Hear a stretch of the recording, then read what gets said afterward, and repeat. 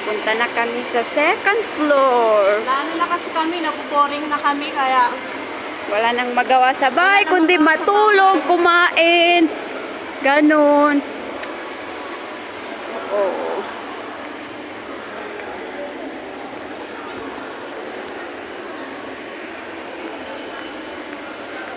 naligo na nga ba tayo? Hindi pinangarap. Hindi pinagandaan pero pinangarap.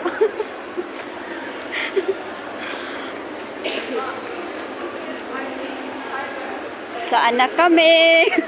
Pwede ba tayo pumasok dito? Diba?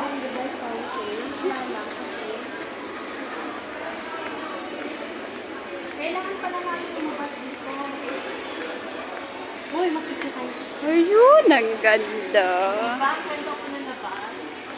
Wow. Thank you. Thank you. Ito po yung labas. So, nandito na kami. Di ba? Ang ganda. Oh. Wow. Ito na po yung labas ng ano. Nakapunta na kami dito sa Medyo Bay Fountain. Ano ka? Ang ganda ito. Ang lawak ng tubig. Oh. Ayan po yung Burj Khalifa. Pinakamalaking sign sa Dubai. Burj Khalifa. Oo, te, maganda talaga dito. Ito yung pinakamalaking. Tapos malamig pa. Yan.